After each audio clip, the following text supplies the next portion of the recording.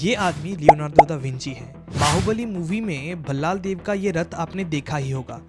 Leonardo लिखते हैं कि ये ब्लेड्स इंसानों को गेहूं की तरह काट देगा। पर 17 साल के एक लड़के के साथ होमोसेक्सुअल रिलेशन का इल्जाम लगता है।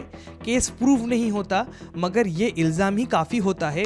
और जब कोई इंसान अपने टाइम से बहुत आगे देखता है तो वो अपने टाइम के लिए खतरा बन जाता है। 100 साल का एक बूढ़ा आदमी अपनी मौत की आखिरी सांसें गिन रहा है। कमरा अंधेरे में डूबा हुआ है, बस एक मोमबत्ती जल रही है जिसकी फ्लेम्स हर हवा के झोंके पर थरथरा रही है।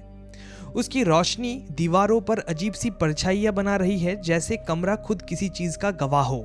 उस बूढ़े आदमी के सामने एक आदमी खड़ा है, सफेद दाढ़ी, तेज आंखें, चेहरे पर कोई शोक नहीं, कोई दया नहीं, सिर्फ इंतजार। और जैसे ही वो बूढ़ा आदमी अपनी आखिरी सांसें लेता है, उसका शरीर एकदम से शांत हो जाता है। और इसी पल वो सफ़ेद दाढ़ी वाला आदमी बिना किसी हेजिटेशन के छुरा उठाता है और शरीर को बीच से काट देता है। ना कोई घिन, ना कोई डर। अंदर के पुर्जे बाहर निकाले जाते हैं, दिल, फेफड़े, लिवर, नर्व्स, सब कुछ। और फिर वो आदमी बैठ जाता है और लिखना शुरू करता है, उल्टे अक्षरों में, जैसे जो लिखा जा रहा हो वो इस दुनिया के लिए नहीं बल्कि किसी और ही चीज के लिए हो। ये आदमी लियोनार्डो दा विंची है, हिस्ट्री का सबसे कर्स्ड जीनियस। तो hello guys, welcome to beyond this realm. मैं आदित्य, और चलिए आज का वीडियो शुरू करते हैं। लियोनार्डो दा विंची का जन्म 15 अप्रैल 1452 को एनकियानो नाम के एक गांव में हुआ था, जो विंची इटाली के पास स्थित है। जन्म के समय उनका पूरा नाम था लियोनार्डो दी सेर पियरो दा विंची, जिसका मतलब होता है पियरो का बेटा, जो विंची से है। लियोनार्डो के पिता थे सेर पियरो दा विंची और माँ थी कैटरीना नाम की एक लोकल गांव की लड़की। हालांकि रिसर्च से ये बात साबित हुआ है कि कैटरीना एक 15 साल की अनाथ लड़की थी और उस टाइम पर सेर पियरो और कैटरीना के बीच कुछ संबंध बने थे, जिसके रिजल्ट में लियोनार्डो का जन्म हुआ था। इसके बाद कैटरीना ने किसी और आदमी के साथ शादी कर ली और लियोनार्डो को विंची में उसके दादा दादी ने पाला था। इसी वजह से छोटा लियोनार्डो अपने दादा दादी के परिवार के साथ बड़ा हुआ और अपनी माँ के बारे में ज़्यादा कुछ नहीं जान पाया। उन्हें सिर्फ बेसिक शिक्षा मिली, जैसे पढ़ना, लिखना और गणित, लेकिन बचपन से ही उनमें आर्टिस्टिक टैलेंट दिखने लगा था। 1466 में लगभग 14 साल की उम्र में लियोनार्डो को फ्लोरेंस भेजा गया, जहां उन्होंने मशहूर पेंटर एंद्रे देल वेरोचियो के पास वर्कशॉप में काम करना शुरू किया। वेरोचियो के स्टूडियो में लियोनार्डो ने पेंटिंग, स्कल्पचर और मैकेनिकल आर्ट सीखा। फिर 1472 में सिर्फ 20 साल की उम्र में उन्हें फ्लोरेंस का पेंटर्स गिल्ड का मेंबर बना दिया गया, लेकिन फिर भी वो कुछ सालों तक वेरोचियो के पास काम करता रहा। इस दौरान उन्होंने कई बड़े प्रोजेक्ट्स में कोलैबोरेशन की, जैसे वेरोचियो की बैप्टिज्म ऑफ क्राइस्ट पेंटिंग में एक एंजल बनाना। जब पेंटिंग कंप्लीट हुआ तो उन्होंने एंजल ऐसा बनाया था कि वो अपने मास्टर से भी बहुत ज़्यादा आगे निकल चुके थे, और वो एंजल बहुत ही ज़्यादा बेहतर बनाया था। 24 साल की उम्र में उन पर 17 साल के एक लड़के के साथ होमोसेक्सुअल रिलेशन का इल्ज़ाम लगता है। केस प्रूव नहीं होता, मगर ये इल्ज़ाम ही काफ़ी होता है। उनके सोशल करियर वही ख़त्म हो जाता है। लोग बातें करना चालू कर देते हैं उनके बारे में, लोग उनसे बात करना बंद कर देते हैं, काम मिलना बंद हो जाता है, उनका पूरा रिस्पेक्ट एवापोरेट हो जाता है। और इसका नतीजा ये होता है कि लियोनार्डो खुद को 4 साल के लिए अपने कमरे में बंद कर लेता है। ये 4 साल नॉर्मल इंसान को तोड़ देता, लेकिन लियोनार्डो को ये 4 साल बना देता है लियोनार्डो दा विंची।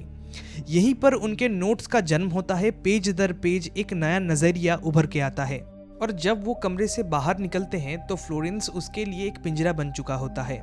पैसे नहीं, काम नहीं, इज्जत नहीं।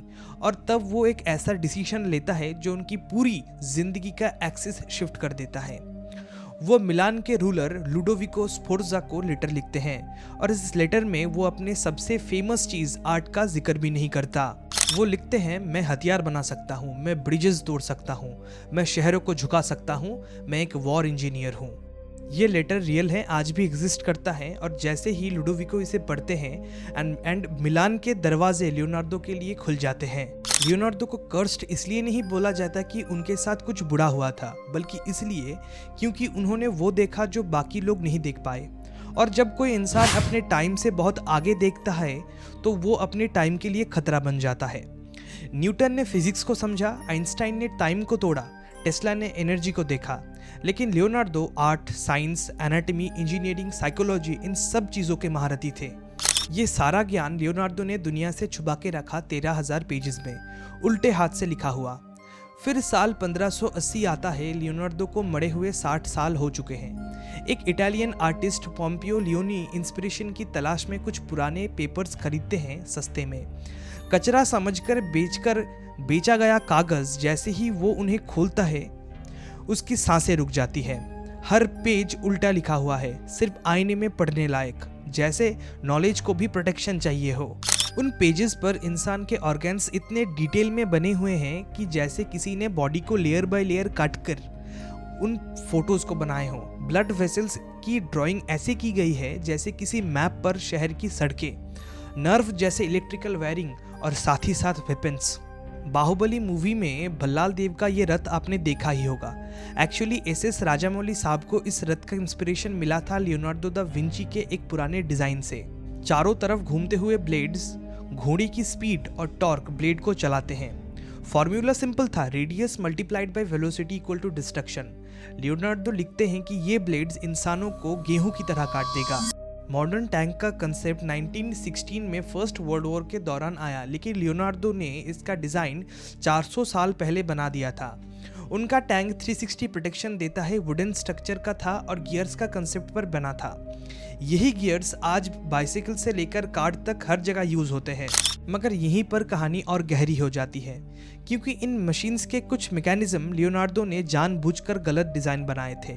उल्टे गियर्स, इनसफिशिएंट पावर ट्रांसफर और बहुत कुछ। लियोनार्डो दा विंची के दो चेहरे थे। एक चेहरा जो वेजिटेरियन था, जो पंछियों को खरीद कर उन्हें आज़ाद कर देता था क्योंकि उन्हें लगता था कि फ्रीडम पर सबका अधिकार है। और दूसरा चेहरा जो ऐसे मशीन्स डिज़ाइन कर रहा था जो इंसान को सिर्फ रॉ मटेरियल की तरह देखता है।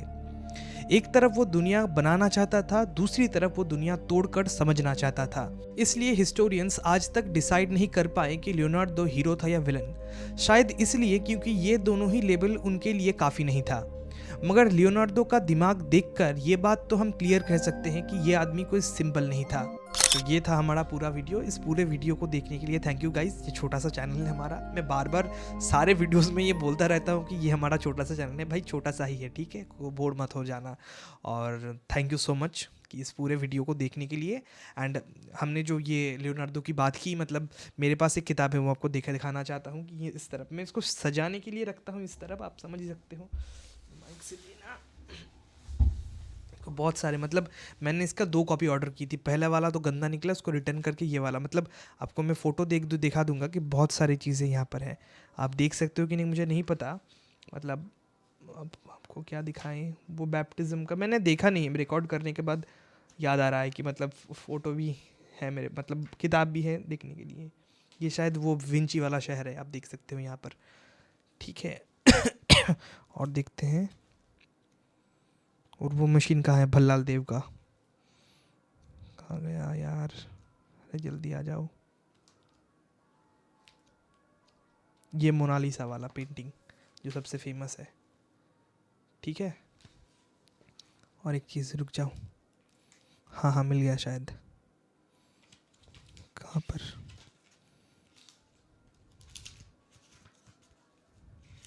सब उल्टे हाथ से लिखा हुआ सब है। तब तक के लिए देखते रहिए बियॉन्ड दिस रेल्म।